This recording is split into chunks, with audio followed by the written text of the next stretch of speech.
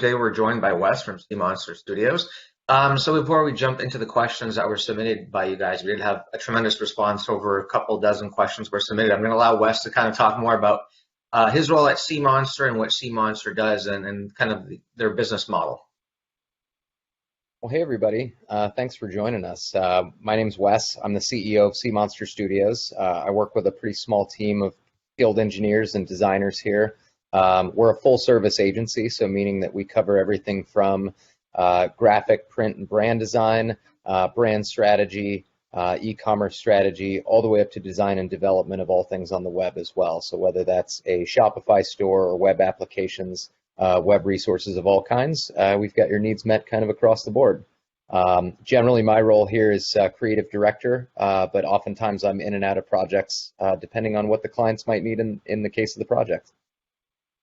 Yeah, so you kind of offer kind of like a 360-degree solution for anyone looking to kind of scale their business online. We do. Yeah, Yeah. I think we're looking to provide an end-to-end solution for anybody who's approaching the internet as an entrepreneur anyway. Yeah, it's a one-stop shop for everything you need to launch, grow, and scale. So with that, we're going to jump into the questions that were submitted by our audience. So the first one, this is a common question that we get every time we host one of these AMAs. It's how does someone actually get started online with a Shopify store? So I've got a couple of answers to that. One is it's really simple. I mean, you go to Shopify, sign up for an account, poke around, do what you can to educate yourself. They have an amazing set of help docs and also a really great partner team.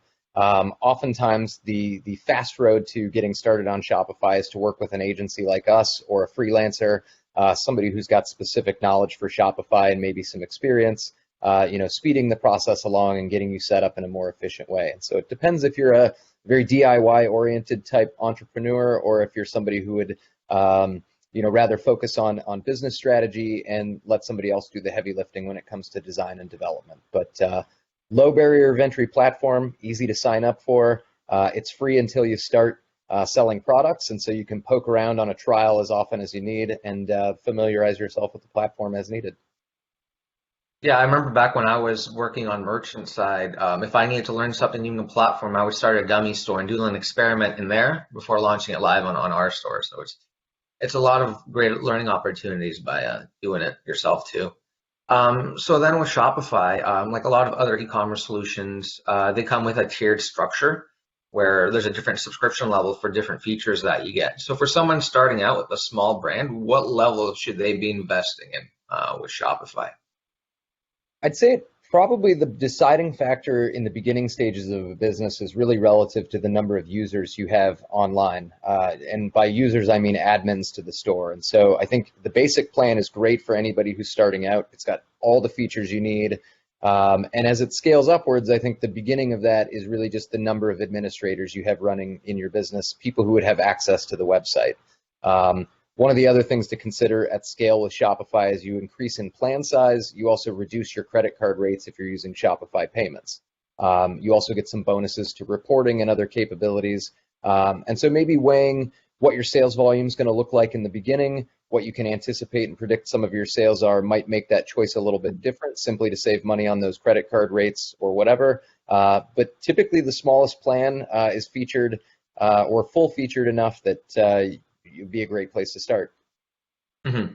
And then we had another question that was kind of leading more into that in depth. It's like with the extra features that Shopify does offer as you move up in the plans, does it warrant the extra cost versus just sticking with something that's really bare bones, like a SquareSpace solution for a small kind of seasonal business that kind of operates based on calendar months like Christmas and whatnot?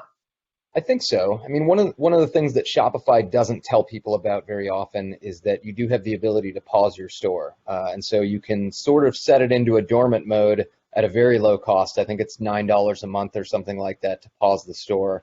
One of the things I'd recommend, though, even if you're a seasonal business, is maybe simply disabling e-commerce functionality when you're off season to maintain good SEO, presence in search engines, presence to your audience, just to let them know that they're always there. Maybe, again, another strategy for a seasonal business is to take things like pre-orders as well. And so maybe you can stack up some wait lists and fear of missing out for the holidays as you approach those. if you're in that sort of seasonal mode. But I would say, our preference as an agency, the control that Shopify gives us would be Shopify over Squarespace simply because of its more robust features and capabilities. And I think when it comes to things like all of the add-ons and capabilities that it's got through its app store, it provides some pretty distinct advantages over a more or less robust platform like Squarespace. Both are excellent choices, though. Yeah, and I feel like with the App Store, you can really make your Shopify store like what you want it to do in terms of sales, customer reviews, lead generation, remarketing. Everything's included in the App Store, so it kind of like adds an extra layer of marketing and sales potential for your e-commerce store too with those solutions. And then another popular question that we see come across all the time is we have merchants who are on the top tier of regular Shopify, and they're looking at the Shopify Plus platform. So what are kind of like the signals where someone should be looking at Plus versus the top tier of Shopify, kind of the added benefits to get with the Plus solution? Yeah, I mean, I think the quantifiable one is really, again, related to credit card rates. As you climb up into Plus, and if you're using Shopify payments, you get a substantial difference in credit card rate. And so a lot of times it's just a math equation, looking at those rates, seeing that it's going to pay for itself, and climbing up into the bigger tier. I think as you go a little bit bigger into the Plus environment, you also get control over the visual aspects and the architectural aspects of Shopify's checkout. You get a more robust access to their API, and so if you're building more unique things or coming up with developed solutions that are uniquely yours, I think you get a lot more access to that kind of stuff. Your API rates also increase, and so if you're building your own applications, you can sort of suffer more customers on big days like Black Friday or Cyber Monday. The other really great advantage you get with Plus is you get a merchant success manager whose job it is to keep you happy as a Shopify merchant. So they'll hold your hand, white glove you through the door, make sure that your needs are met. And a lot of times for us as a partner, that person is essential as well for helping us do our jobs better, also opening the door to the new features of Plus and things like that. And so you get this huge advantage of customer service, a store that scales to as large as they possibly need to be, and a whole bunch of bonus features as well in the App Store. There's some exclusive apps for Shopify Plus that maybe only work with large-scale merchants, and so as you rise into that Plus caliber store, you get to take advantage of some cooler things as well. Most of the time, I'd recommend a store with maybe $2 million of recurring annual revenue is about the mark where it makes the sense for most people to get there, unless you have maybe a development or an architectural need to get there a little bit sooner, and you're seeing positive sales trends, maybe climbing up into it a little bit faster would be a recommendation in certain circumstances as well. Mm-hmm. And I see this question asked a lot of times on LinkedIn with people who are running their own e-commerce stores, and then a lot of people on the agency side respond like one of the most beneficial things is the customized checkout feature with Plus. For sure. It really allows you to simplify that process for your customers and add unique features that are unique to your brand. And then one of the other questions that kind of comes through a lot is everyone's digging through kind of e-commerce statistics, and obviously you guys as an agency with a lot of e-commerce merchants. And a lot of people are saying that dollars spent by the general public on e-commerce has risen. So what are you seeing with the levels that your merchants are kind of experiencing across the board? Yeah, I mean, I can answer that question in a couple of ways. I mean, as an agency that builds a lot of e-commerce sites, we've seen a massive influx of businesses coming about. And that could be pre-existing brick and mortar businesses turning into an online portal of some sort, and whether that's a restaurant who's selling food or a mom and pop clothing store, all the way up to a full enterprise business that maybe has only ever had a brick and mortar retail presence. We've seen a massive influx of businesses getting online. I think when it comes to sales of businesses that were already online, clients that were in our pool, we've also seen their sales climb quite a bit. I think it depends on the business type or the business sector, but we've seen everything from food to hobbies to clothing kind of all go through the roof, because I think what's happening, at least during the pandemic, is we're seeing that people are just supplementing their regular shopping routine with an online substitute. And I would guess that one of the things that we're seeing, though, is now that things are opening back up in certain parts of the world, we're seeing people stick to that online experience because it's generally been a pretty positive one. Saves time, saves money in most cases. It's more convenient. And I think people have just adapted a little bit over the last year. Lifestyles have changed and so forth, and so we've now got a new routine. And going back to an old routine maybe isn't necessarily part of human behavior all the time. Yeah, and I'm seeing a lot of people are being kind of conditioned to that new habit of spending. And Shopify does allow for merchants to have a click and collect feature with an app where you can actually buy something online, click you're doing curbside pickup, and then show up at the retailer and pick it up that way. Obviously, with the global pandemic, some areas are still in lockdown. Like for us in Ontario, we're 100% shut down.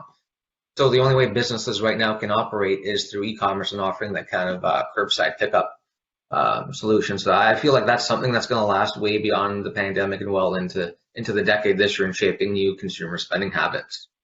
So with that kind of growth that merchants are seeing with online shopping, what do you find right now are the biggest roadblocks that a lot of people are faced with when trying to scale their business? So I think a lot of it comes down to finding the audience. Maybe I think a lot of entrepreneurs in their initial phase of starting a business or as they scale up into the 3 to 5 year sort of mark, have their product on lock. They've decided what it is. They've refined it to a degree that whatever they're selling is sort of the right product and it passes the Pepsi challenge of being an excellent product. And now they're sort of fishing for a new audience. And so thinking about the existing loyal audience and then anybody who maybe doesn't know who your business or product is, how do we get to those people? And so a lot of it in our case comes down to great content, which is relevant to good SEO, good advertising. Maybe there's pay-per-click involved or programmatic ads of some sort. Making sure that you're reaching out to the unknowns and not just necessarily asking your knowns to spend more. Contrary to that, though, asking the knowns to spend more is also a really valid tactic. So dialing in your internal marketing to the audience that you've already got, using things like email automation or SMS communication, anything you can do to take an audience who's already decided that they're your customer, to have them reminded to come back and spend more or purchase another product, I think is a really valid approach as well. And so, I think a lot of the challenge that's encountered there is that most entrepreneurs, maybe haven't experienced any of those forms of digital marketing before, or maybe never attempted them. So there's a sort of knowledge barrier of entry. There's some apprehension of what if I do it wrong. There's definitely some stories about, I spent $10,000 on AdWords and generated zero business. And so now what do I do? So a lot of it comes down to, working with folks who are professionals who have a proven track record in those kind of veins. Maybe folks who can come to the table with great referrals. And really, more importantly, somebody who can understand your business and that you feel is a trustworthy partner. I think trust is one of the more important parts when we're talking about advertising. Somebody faithfully represent your brand and, be part of the voice of it.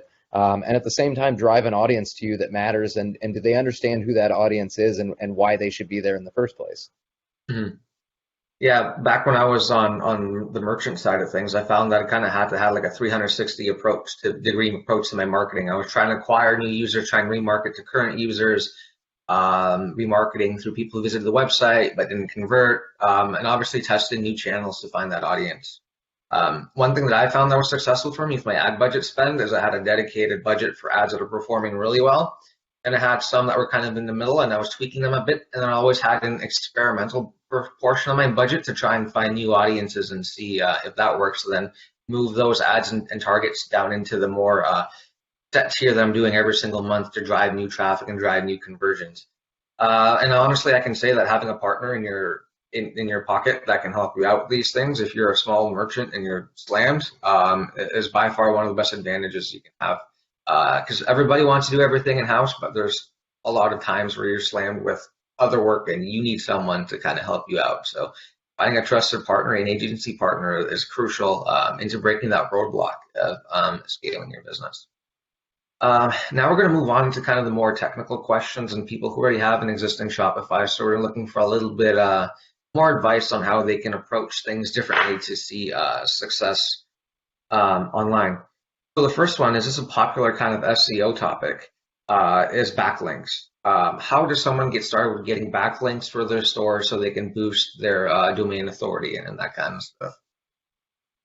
Well, so in that case, our agency generally recommends working with an SEO partner and a content strategy partner. And so oftentimes we start with content strategy, something that's within our skill set. And then we've got a small niche of partners that we work with and trust to kind of help us reach our fingers out into the rest of the internet, if you will.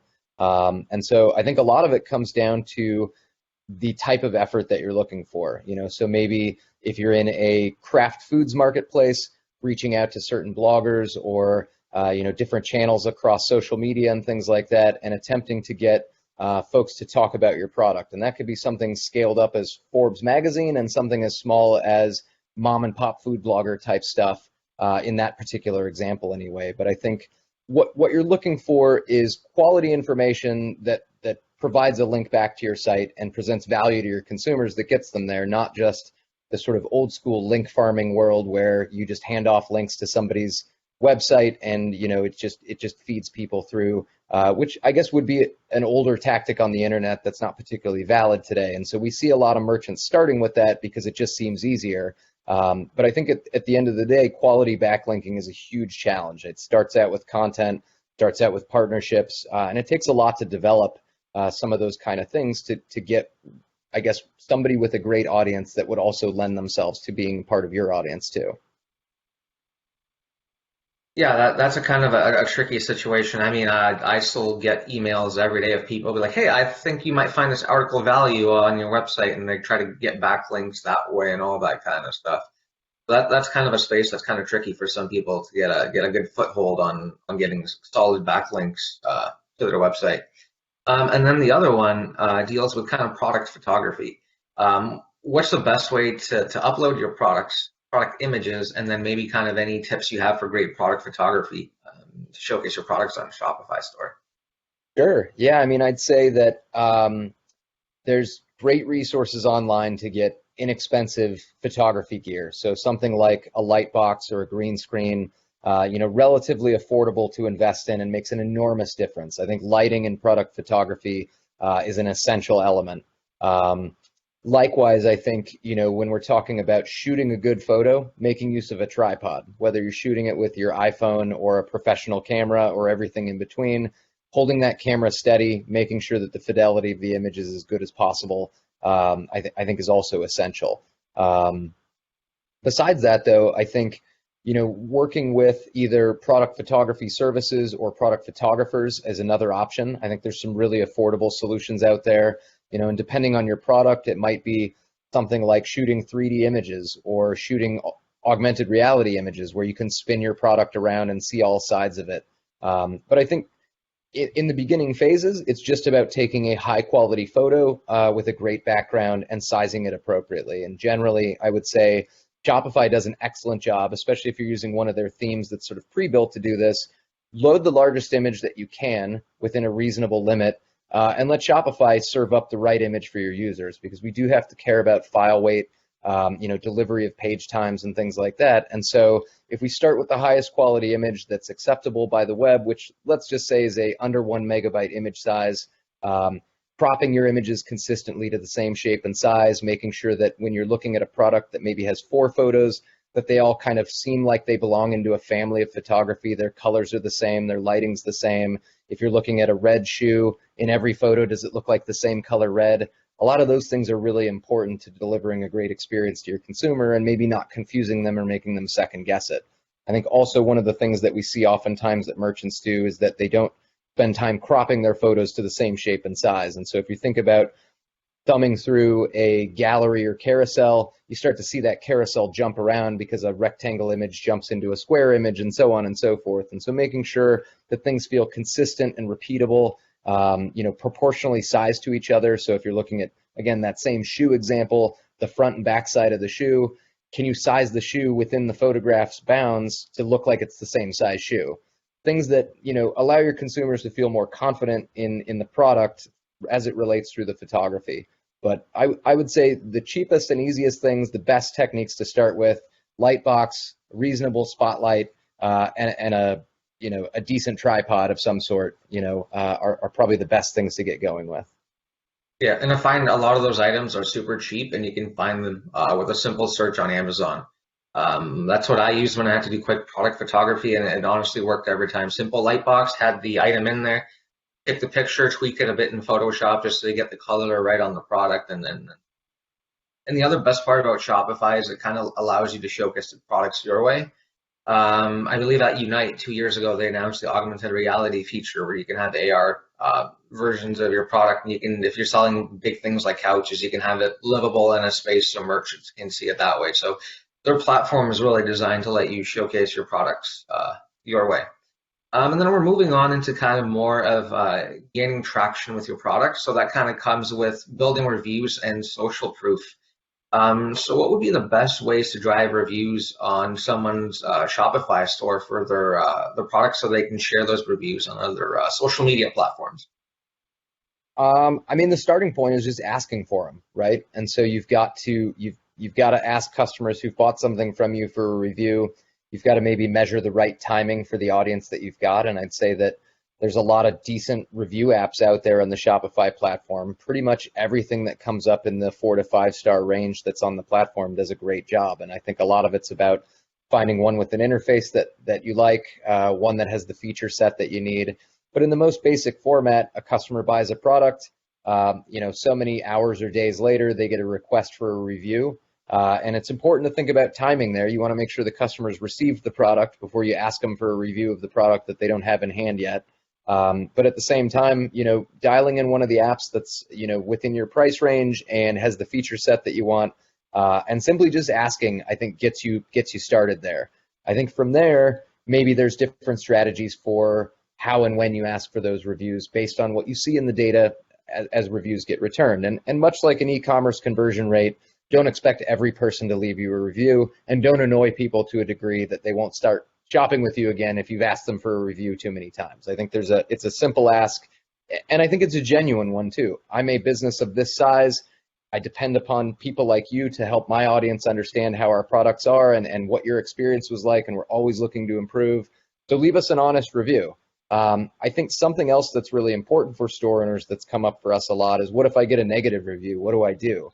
And I tend to take the stance that you should publish that negative review, and you should also show your response to the review. It's important for people to understand that as a business, you have a desire to make things right, that you want to correct bad situations, and that you respond to them appropriately. I mean, I think one of the worst things you can do is publish a bad review and do nothing about it. A lot of businesses will choose just not to publish the bad review, which gives a skewed perspective on the products and may not help people understand what type of business you are, or maybe you'll see that bad review pop up in an area where you can't control the outcome of it.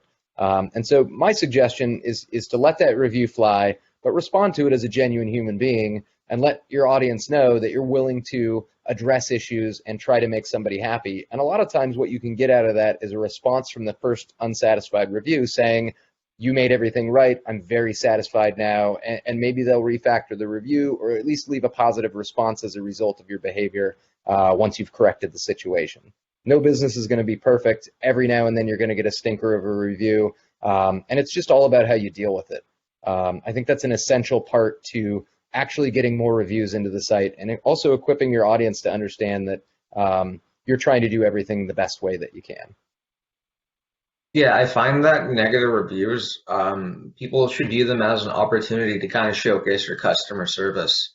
Sometimes there might be like a misconception about the product, or they thought it was something else, or a lot of the times it could even be something that was out of your control, especially with shipping. Things get damaged along the way, and people get frustrated because they spent X amount of dollars on it, and now they want to kind of take out their frustration somewhere. And I've seen that before. If you block someone the ability for them to leave a negative review in one channel, they're going to move on to another channel, and their level of them being dissatisfied is obviously going to increase. That small little negative review might turn into a big problem down the line because you can't control it anymore. And it might be on a platform where you're not allowed to respond, and then you have a whole new thing that you have to deal with. So then moving on from that, the next part is, once you're kind of set up with your Shopify store, you got your products uploaded, you got your marketing down, comes down to shipping and fulfillment. So a lot of people are asking, what kind of shipping solutions and shipping applications should they be looking to kind of add to their Shopify store to ensure that process goes smoothly? Well, I think Shopify's inherent shipping solutions are pretty good at small scale. Mhm. They work very well. You can buy shipping labels directly from Shopify, and depending on the size of the store you've got, that's a viable option for maybe a low volume store. I think digging into things like, ShipStation is also a great recommendation. It's a viable platform that lets you ship in bulk. But I think a lot of it again comes down to finding the solution that's right for you. And it's a mixture of price and features. Anything that can save you time as a merchant from a fulfillment standpoint, so you can focus on creating new products or gaining a new audience.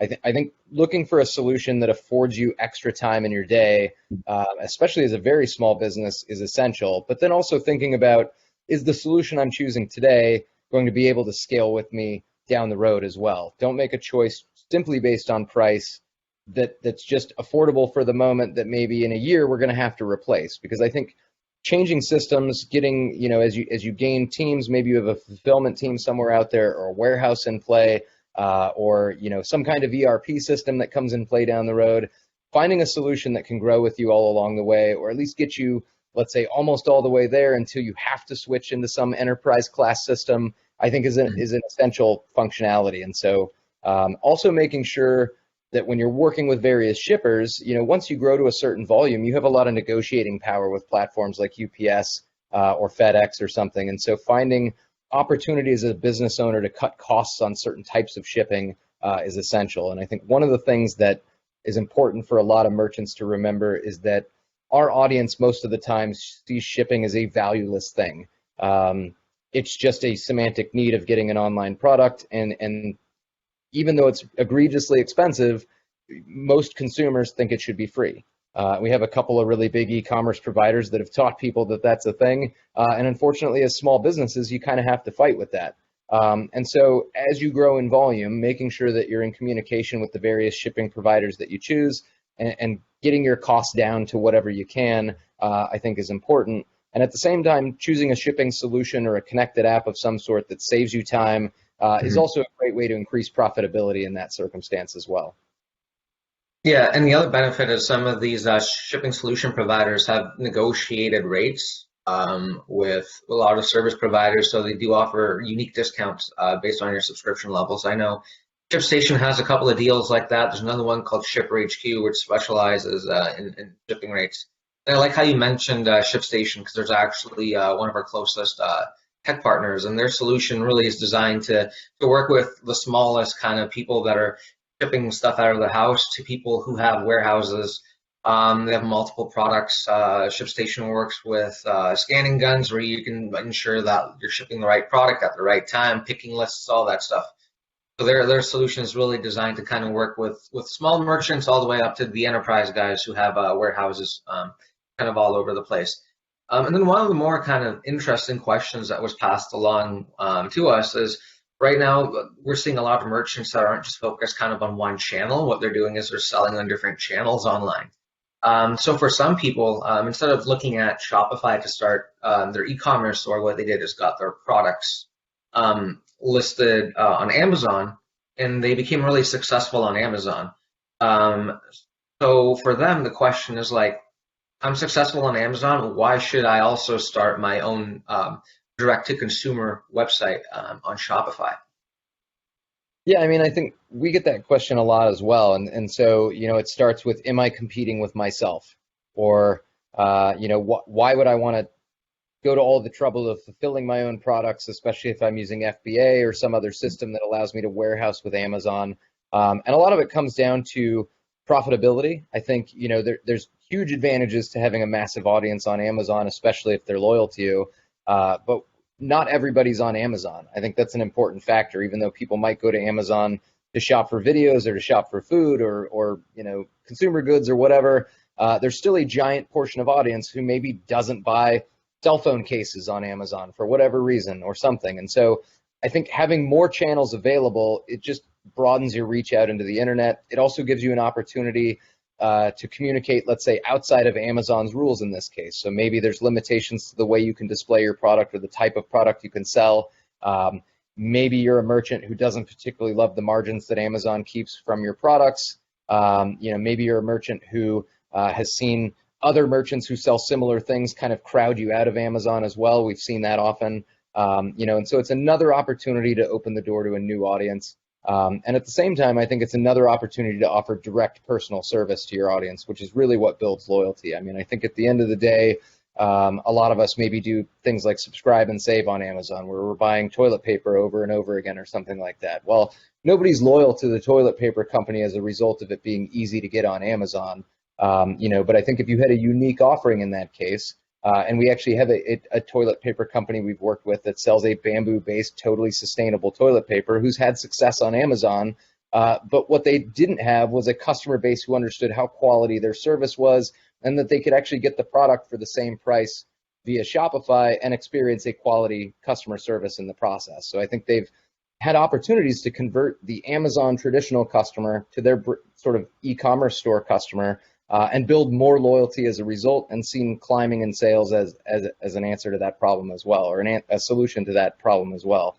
So I think the more you spread out through omni-channel sources, whether it's eBay, Amazon, Shopify on your own, I think there's advantages to each and disadvantages to each as well. But I think for the most part, it's about profitability. I think you can get maximum dollar out of your sales when you're selling it yourself. Of course, effort goes into that, but that seems to be the deal maker for merchants as they start to scale upwards and want to climb out of the Amazon bubble a little bit as well. Mhm. I find that Amazon is really product driven, so people will go on Amazon to do research into products that they're looking to buy. But then Amazon does, like you mentioned, put those constraints on you where you have to really follow their rules, with the box, the packaging, what's included in there, the labels. So it may or may not put a damper on the shopping experience in terms of the unpackaging experience. And having something on Shopify allows you to kind of showcase your brand more, offer a kind of like surprise and delight items, offer free samples of upcoming releases you might have and all that kind of stuff. You really get to build your brand with having a Shopify store, but Amazon's more of the kind of transactional based kind of shopping where your packaging of your actual product itself needs to kind of be the experience they have when they're unboxing that basic Amazon box with kind of the Amazon tape on it, and that's all that they see in there besides your product. So then the next question is, when does it make sense for an e-commerce brand to kind of branch out and be like, okay, we need an agency to help us take our growth to the next level, and what should they look for in a perfect agency partner for them? Well, I mean, I think any time's a good time, and again, it's relevant to budget, and it's relevant to the team that you have at hand as well. I think a lot of merchants that have approached us that might be the smallest size business, it's about scale. I can't scale fast enough. I have ambitions that I can't reach because I don't have enough person power to throw at my problem, and so oftentimes it starts with that. I think in another case, it maybe starts with a lack of knowledge or lack of skill. And so I want something that's beyond my knowledge set, and I'd like to grow in design or development or capabilities. I don't understand how to understand my audience. Maybe content and creation of content is not something that comes naturally to everybody. And so all of those things, and maybe dependent on those needs, would be the right time to talk to an agency. And I think a lot of folks are intimidated by agencies because none of us are cheap. I think you get what you pay for in a lot of ways. And depending on where you are in the world, agencies can be very expensive. I mean, a lot of agencies are just as expensive as attorneys. But I think what you get out of that too, I think an easy way to relate it is, let's say our average business owner might spend 10 hours figuring something out. An agency might be able to figure the same thing out in an hour. So it's about your time and what it's worth, as well as how you might have ambitions to scale your business. Are the things that you want to do within your skill set or not?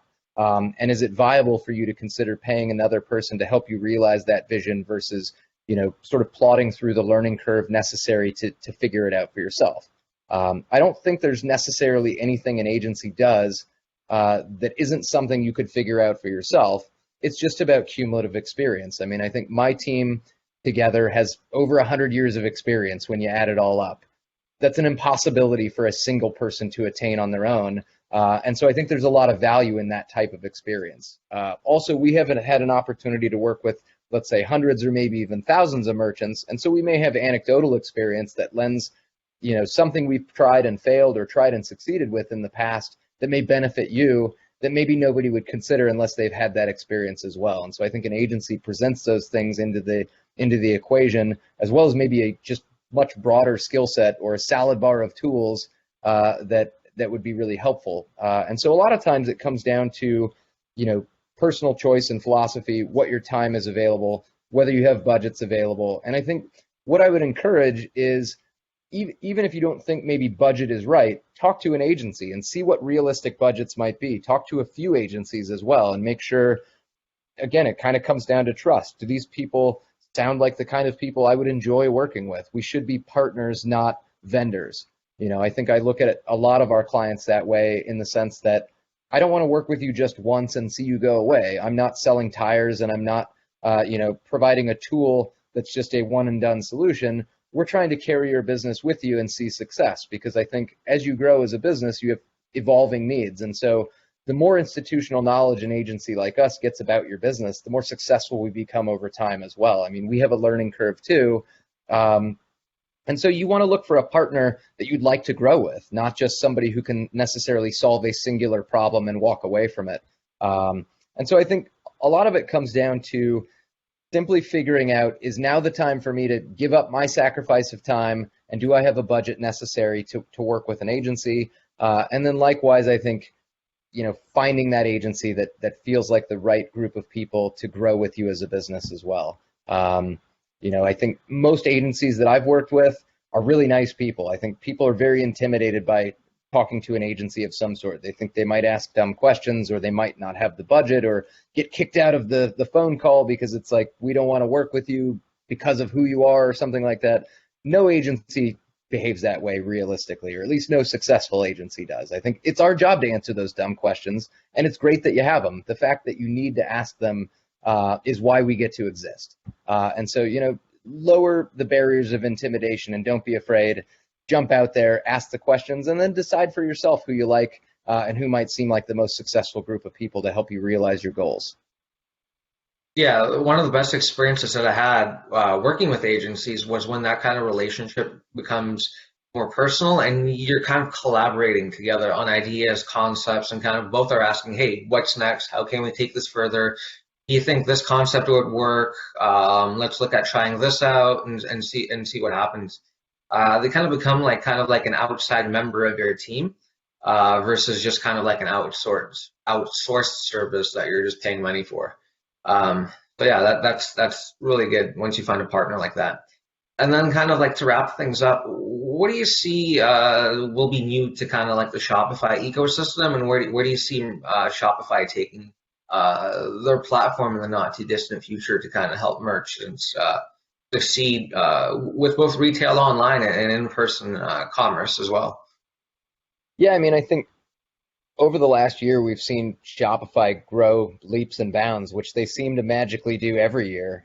Their feature set enhances itself rapidly, and I think whether it's the point of sale platform or point of sale pro, that's really grown up in the last couple of years. I think that's a brick and mortar tool that works excellently. It also works great for people who maybe don't have brick and mortar but deal with pop-up shops or event type sales. I think that's an excellent solution to tie everything back to your website. And likewise, I think the web tools have grown substantially, and whether it's connecting to new providers, the App Store enhancing with more apps and more useful tools, the way themes have grown up over time as well. I think there's just this massive ease of use that's been enhanced over the last few years that really drops that barrier of entry for the most apprehensive of businesses, and then also carries you through to this gigantic enterprise level of commerce that I think is really viable, and what makes it most viable as a platform. I mean, I think one of the things that that our audiences tend to utilize a lot is subscriptions, shipping, a lot of the sort of quick and easy tools that Shopify provides for replicating products, importing and exporting customers, communicating with third-party systems. All of those things have grown up, and they continue to grow up very rapidly. And so I think, when it comes to everything that Shopify is doing, I mean, simply paying attention to their sort of upcoming feature lists or keeping an eye on their docs and stuff tends to divulge a lot of those features. But I think The things that we're looking forward to the most is more refinements to their subscription platform, deeper integrations from their API. One of the things that our firm focuses on really heavily is headless commerce, which tends to be a somewhat enterprise class system of building a Shopify store in a certain way. And so, as their APIs grow up a little bit, we have more advantages as an agency to build cooler things and connect to bigger systems and stuff like that. And I think that's a really desirable thing from our side, but also from the merchant side. It's a really sort of low cost solution, even for these gigantic enterprise class tools that I've seen enhanced quite a bit over the last, say, 6 to 12 months, especially during the pandemic. I mean, they've definitely opened up the doors to even themes that work best for restaurants or best for businesses who have food pickup and things like that. And so, just kind of keeping your finger on the pulse of Shopify through their website, I think is a really helpful thing to do as a merchant, so you can kind of predict what's coming around the corner, or maybe even tapping into an agency like us and just saying, like, what's new and what do you know is coming up, and sort of start to look around the corner a little bit, I think can be really helpful too. Yeah, my first experience with Shopify using the platform was more than 5 years ago, and one of the most accelerated places of growth that I've seen is people that are listed in App Marketplace. Some of the apps that were around 3, 4 years ago to where they are now have evolved and grown exponentially, where they're adding so many new features for merchants.